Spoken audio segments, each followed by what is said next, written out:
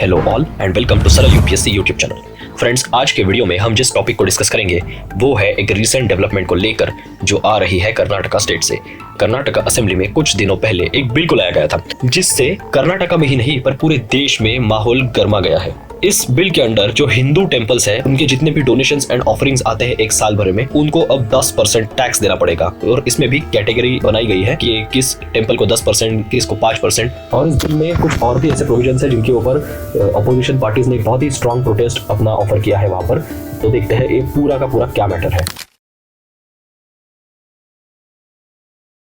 कर्नाटका की जो असेंबली है इसमें फर्स्ट इंस्टेंस में ये बिल जब लाया गया था तो वो असेंबली में से तो पास हो गया था, लेकिन लेजिस्लेटिव काउंसिल में ये डिफीट हो गया। तो एक बार इसके डिटेल्स को पूरी तरीके से देख लेते हैं। कर्नाटका स्टेट असेंबली में गवर्नमेंट की तरफ से एक बिल पेश किया गया जिसका नाम है Karnataka Hindu religious institutions and charitable endowments amendment bill 2024। Karnataka में ऑलरेडी एक सिस्टम है जिसका नाम है मुजराई सिस्टम। मतलब जो रिलीजियस एंड चैरिटेबल ऑर्गेनाइजेशंस है कर्नाटका के उनको गवर्न करने के लिए एक सिस्टम है। इनके यहाँ एक मुजराई डिपार्टमेंट भी अलग से होता है। इसमें जो टेम्पल्स की इनकम है उस हिसाब से टेम्पल्स को कैटेगरी ए, बी एंड सी ऐसे अलग अलग कैटेगरीज में डिवाइड किया गया है। तो करंटली जो कर्नाटका में रूलिंग कांग्रेस गवर्नमेंट है उन्होंने एक अमेंडमेंट लाया है इस सिस्टम को थोड़ा मॉडिफाई करने के लिए, जिसके थ्रू कर्नाटका में जो ग्रेड ए के जो टेम्पल्स है मतलब जिनका एनुअल कलेक्शन ये 1 करोड़ से ज्यादा का है उनको 10% टैक्स देना पड़ेगा। जिनका ग्रॉस इनकम 10 लाख से 1 करोड़ के बीच में है उनको 5%। और उनको जो ये टैक्स लगाया जा रहा है ये एक कॉमन पूल में जाएगा, जिसके बाद वहां से ये ग्रेड सी वाले जो टेम्पल्स है मतलब जिनकी इनकम 5 लाख से भी कम है,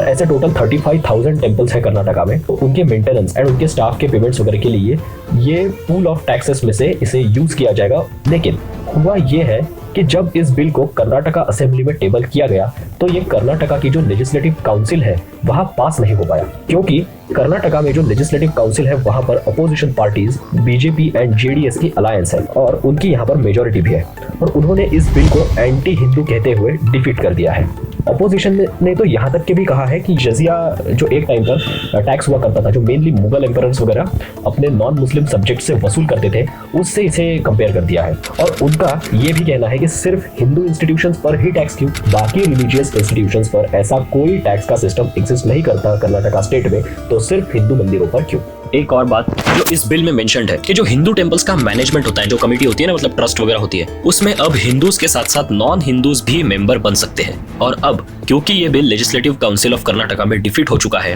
तो इसको रिकंसिडरेशन के लिए वापस लेजिस्लेटिव असेंबली में भेजा गया था, लेकिन ये वहां से अब दूसरी बार पास हो चुका है। पर यहाँ ये जो इशू है ये अब एक डिबेट का फॉर्म ले रहा है और पिछले लगभग 2 साल से ये इशू वैसे भी through out India main stream media में भी डिबेट का एक मेन टॉपिक बना हुआ है कि जो हिंदूज के मंदिर है या रिलीजियस इंस्टीट्यूशंस है इस पर जो स्टेट का कंट्रोल है वो कितने हद तक सही है, स्पेशली टेम्पल्स के ऊपर। तो एक्चुअली काफी नोटिसेबल बात यह है कि इंडिया में ब्रिटिश राज के टाइम में Madras religious and charitable and endowments act 1925 में लाया गया, लेकिन जब Christian, Muslims and Sikh communities की तरफ से स्ट्रॉन्ग रेजिस्टेंस को फेस करना पड़ा तो तुरंत 2 साल के अंदर ही इस एक्ट को चेंज करके 2 साल बाद एक नया एक्ट लाया गया जिसका नाम ही था Hindu religious and endowments act 1927, जिसके अंडर सिर्फ हिंदू मंदिरों को ही स्टेट के कंट्रोल में रखा गया और बाकी गुरुद्वारा, मस्जिदें और चर्च इनको इंडिपेंडेंट रखने में छोड़ दिया गया। लेकिन इसके बाद भी जब इंडिया को फाइनली ब्रिटिशर्स से इंडिपेंडेंस मिला तब ये डिस्क्रिमिनेटरी प्रोविजन फाइनली खत्म हो जाएगी ऐसा पब्लिक को लगा था, पर ऐसा नहीं हुआ। Hindu religious and charitable endowment act 1951 को लाकर गवर्नमेंट ऑफ इंडिया ने